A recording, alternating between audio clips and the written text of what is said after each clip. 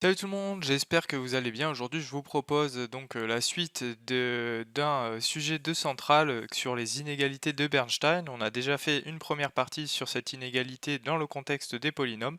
Maintenant, on va s'attaquer à la transformée de Fourier. Donc, je vous laisse prendre connaissance de l'énoncé. Je me décale pour que vous puissiez lire les deux côtés. Et donc, voilà. Donc, c'est un énoncé plutôt intéressant sur la transformée de Fourier. Donc on va voir les propriétés intéressantes et l'appliquer à l'inégalité de Einstein. Donc je vous invite à chercher l'énoncé par vous-même, lâchez un petit like si vous pensez que la vidéo peut vous être utile, abonnez-vous si ce n'est pas déjà fait, et ensuite je vais passer à la correction du problème. Allez, corrigeons la question 20. Donc, on considère f dans L1 de R et on va montrer qu'alors la transformée de Fourier de f est définie et continue sur R.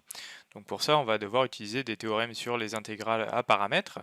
Donc pour tout xi dans R, la fonction qui a x va associer f de x exponentielle moins ix, xi elle est continue, donc ça c'est la fonction intégrande. De la même manière, si on fixe x, la fonction intégrande elle est continue sur R.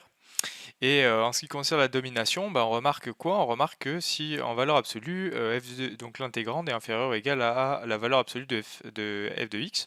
Or f est L1 de R, donc l'intégrale de la valeur absolue de f est intégrable. Euh, et en plus de ça, on la suppose continue. Euh, donc, euh, donc le théorème de domination, il nous montre bah, que effectivement, si j'ai f dans L1 de R, bah, la transformée de Fourier de f existe et elle est continue de R dans C. Question suivante. Donc on considère fg dans L1 de R et lambda dans C, et il s'agit de montrer bah, que la transformée de Fourier c'est une opération qui est linéaire, c'est-à-dire, donc moi j'ai noté, plutôt que de noter chapeau, on peut le noter un f comme ça. Donc f de f plus lambda g, ça veut dire la transformée de Fourier de f plus lambda g.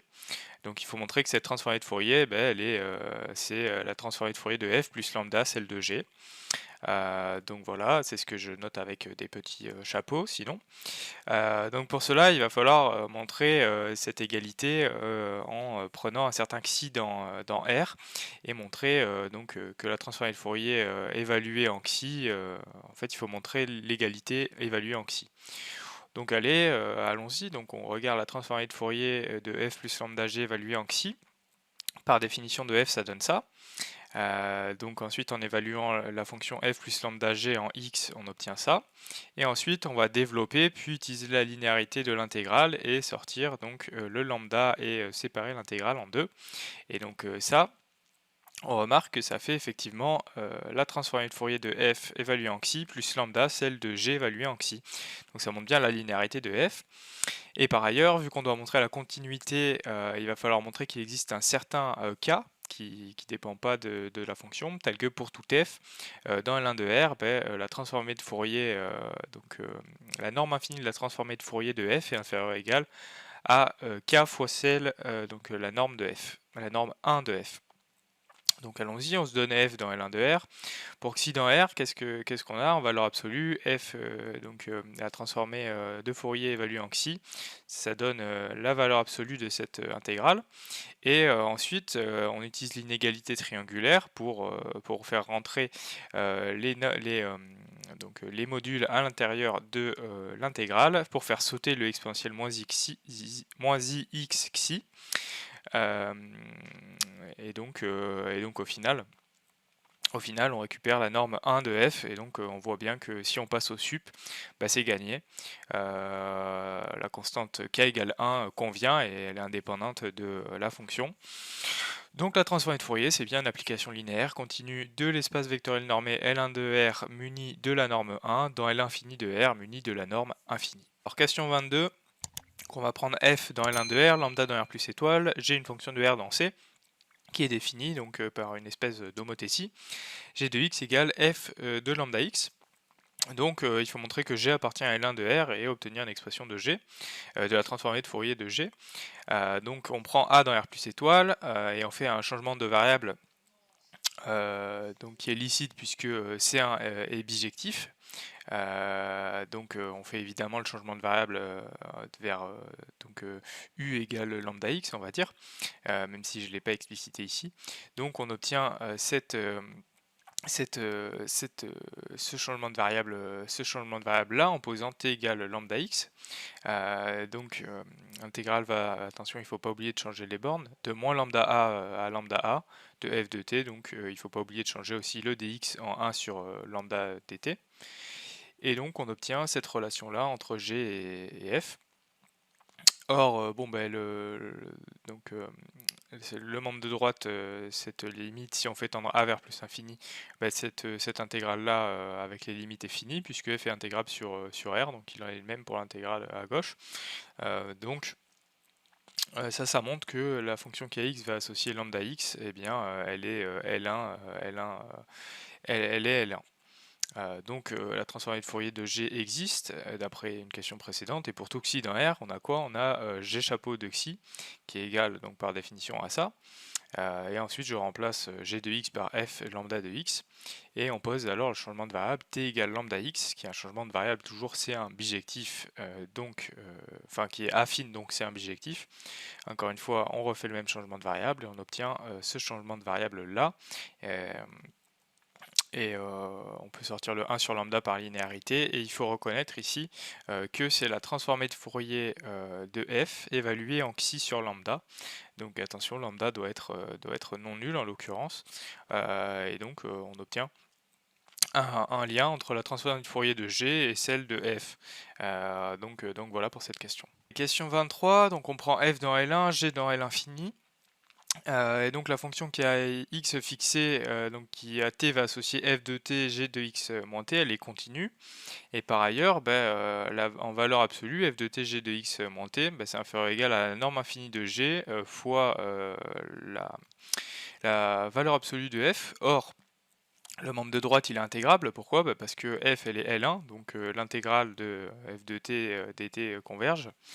Et donc, ça montre bien que si je prends f et g, donc respectivement dans L1 et dans L infini de R, eh bien f étoile g est défini sur R. Donc il n'y a pas de problème. Maintenant, si je fais le changement de variable u égale x moins t, donc on se doute bien qu'il va falloir faire ce changement de variable pour montrer que f étoile g égale g étoile f.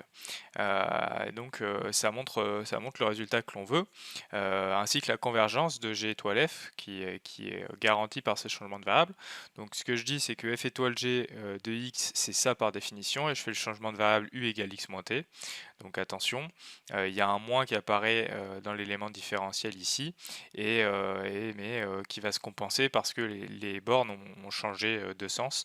Et donc en remettant les bornes du bon côté, j'ai quoi? Je récupère g de u, f de x moins u, et ça c'est exactement le produit de convolution entre g et f évalué en x. Et donc ça montre bien que pour tout f et g, donc respectivement dans L1 et dans L infini, f étoile g égale g étoile f. Question 24, donc on va prendre f dans L1, g dans L infini, on prend x dans R, donc on utilise la question précédente, j'ai mis question 4, mais c'est pas la question 4, c'est la question précédente. F étoile g de x, on a montré que c'était g étoile f de x, donc par définition ça donne ça. Alors, si on regarde la valeur absolue donc de f étoile g de x, en utilisant l'inégalité triangulaire, c'est inférieur ou égal à l'intégrale de la valeur absolue de l'intégrande. Or, g de x moins t, on dit que c'est inférieur ou égal à la norme infinie de g pour pouvoir le sortir par linéarité. Et on récupère finalement la norme infinie de g fois donc la norme 1 de f. Et donc ça montre bien que la fonction, le produit de convolution f étoile g est borné si f est dans L1 et g est dans L infini. Et en passant au sup, on a bien le résultat que l'on veut. Donc f étoile g infini inférieur ou égal au produit de la norme 1 de f et de la norme infinie de g. Les questions suivantes, question 25, donc on prend K dans N, on suppose que G est CK de R, enfin sur R, et on va noter SK, donc l'ensemble des G appartenant à L infini de R, donc là j'ai oublié L infini de R, tel que pour tout J appartenant à 0K, la dérivée JM de G est bornée. On suppose de plus que G appartient à SK, donc d'après l'énoncé. Alors, donc maintenant on va utiliser un théorème, donc le théorème de Leibniz, pour dériver à l'intérieur du signe intégral. Donc pour tout x dans R, la fonction qui a t va associer f de t, g de x moins t, donc l'intégrande elle est continue sur R. Pour tout t dans R, la fonction qui a x va associer l'intégrande à ck sur R, et pour p dans 0k, la dérivée pim est donnée par la fonction qui a x va associer f de t fois g dérivée p fois de x moins t.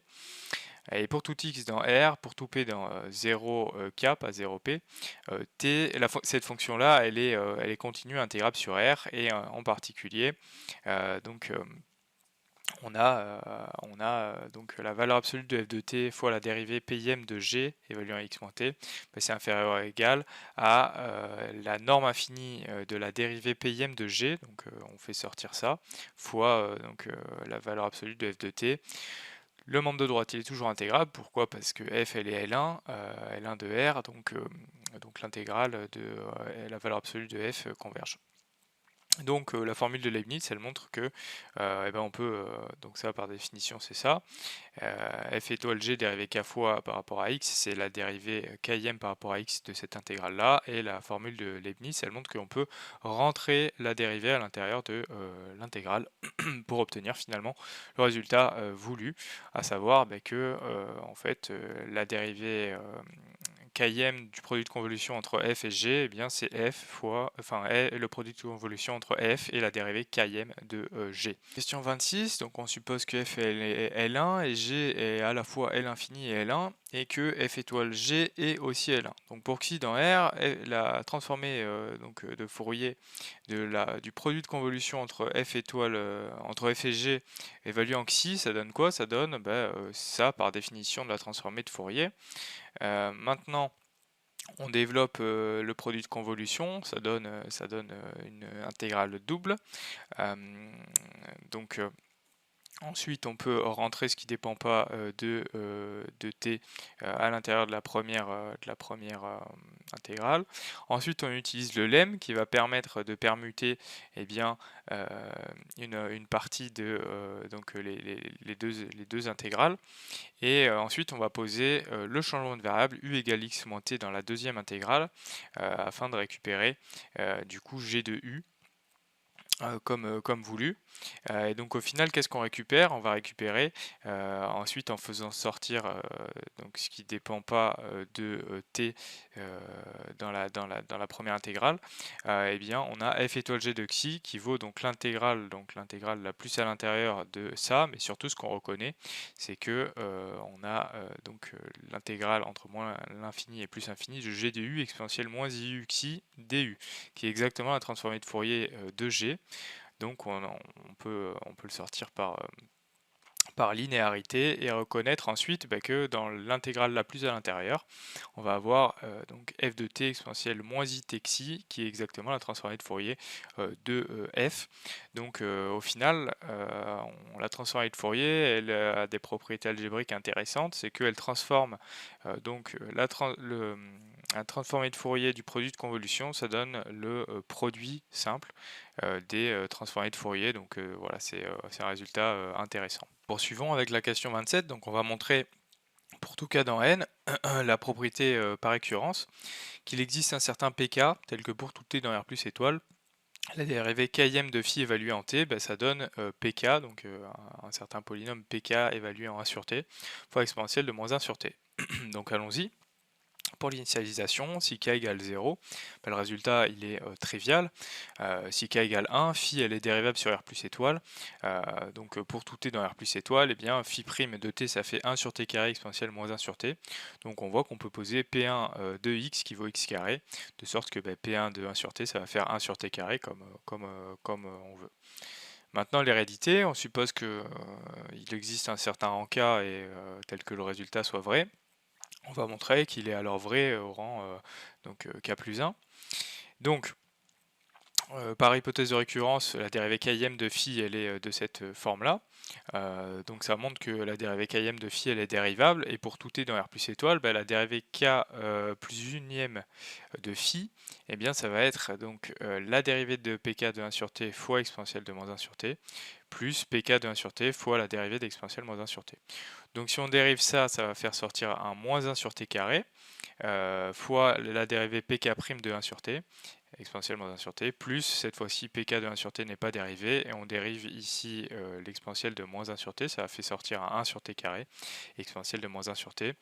Naturellement, on factorise par exponentielle de moins 1 sur t, et il nous reste quoi? Il nous reste 1 sur t carré pk de 1 sur t, moins 1 sur t carré pk' de 1 sur t, et donc on voit que on peut poser pk plus 1 de 1 sur t qui vaut ce polynôme, ce qui revient à poser pk plus 1 de x égale donc x carré pk de x moins x carré pk' de x, donc on a bien le résultat que l'on veut, donc on a le lemme voulu.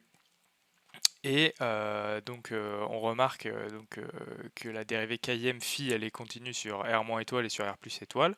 Et par ailleurs, si on regarde en 0, qu'est-ce qui se passe? En fait, en x par valeur positive, on récupère la définition, en fait, enfin le lemme qu'on vient d'établir.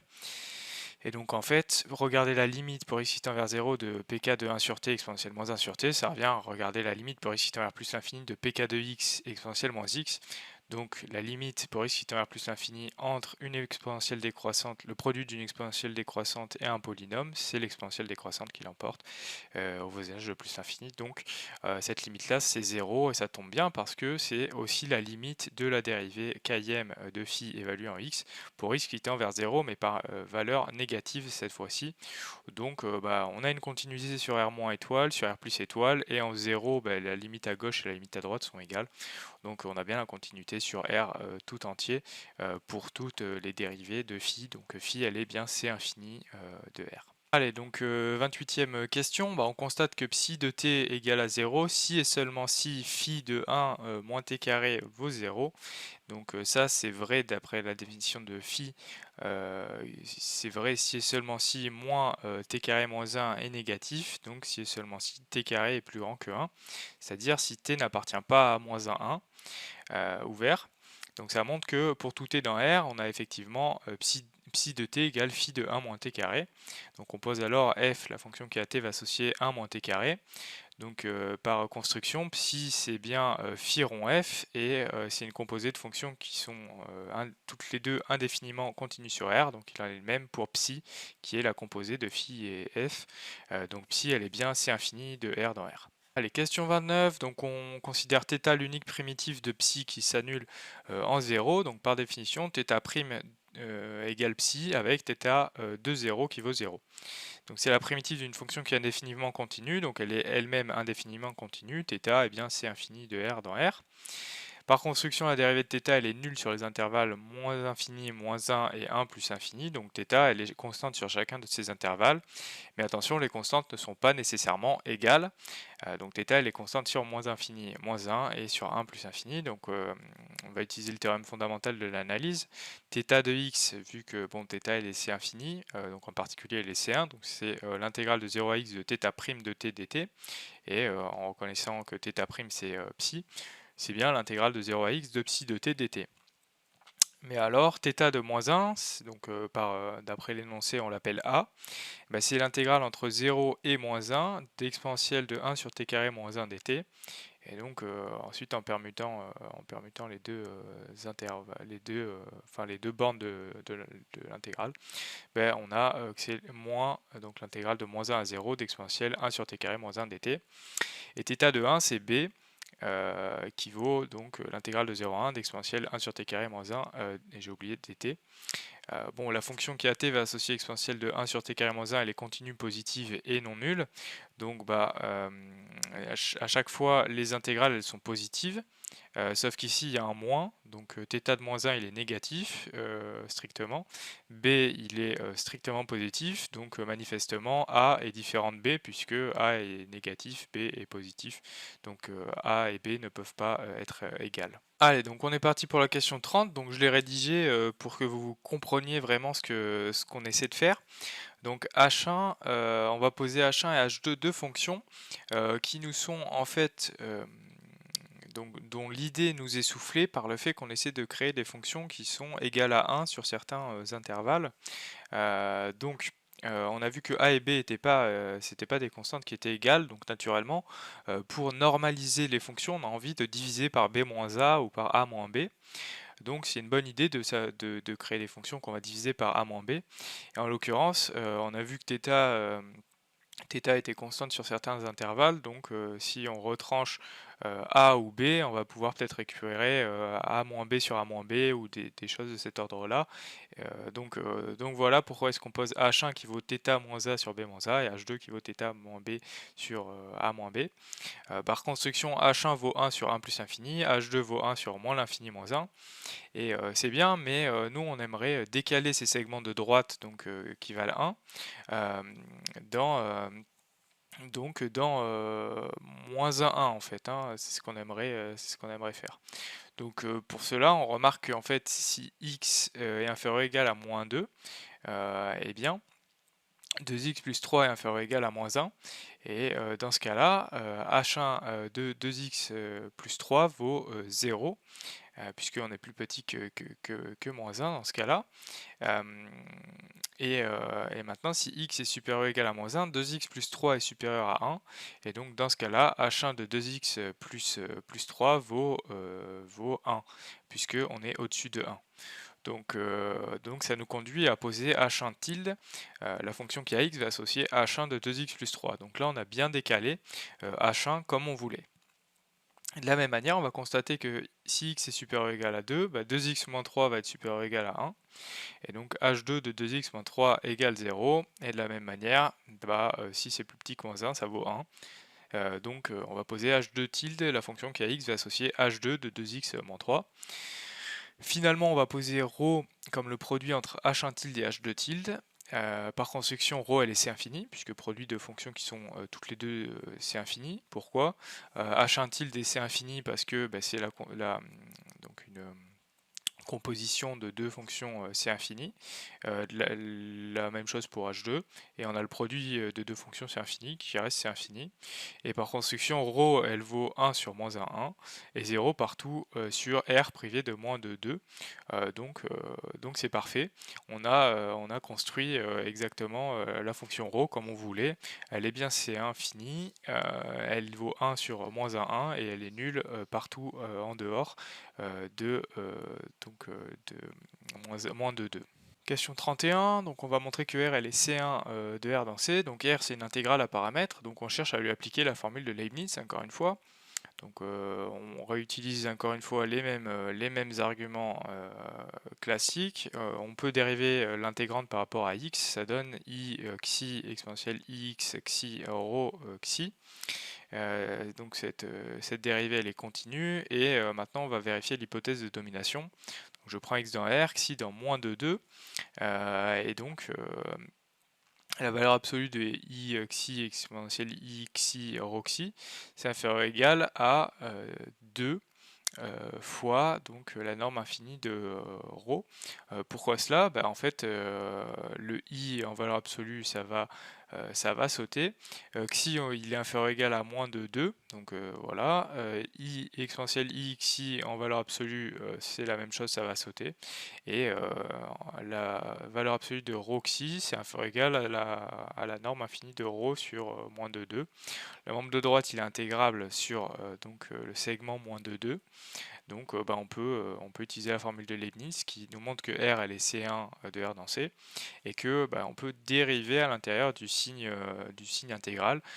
Donc R' de x ça va être i sur 2pi fois donc l'intégrale de moins l'infini à plus l'infini de xi exponentielle ix xi rho xi dxi. Allez, question 32. Donc on prend x dans R et on va plutôt considérer 2pi x carré R de x plutôt que x carré R de x, puisque de toute façon, s'il y a une des fonctions qui est bornée, alors l'autre l'est aussi, à 2pi près.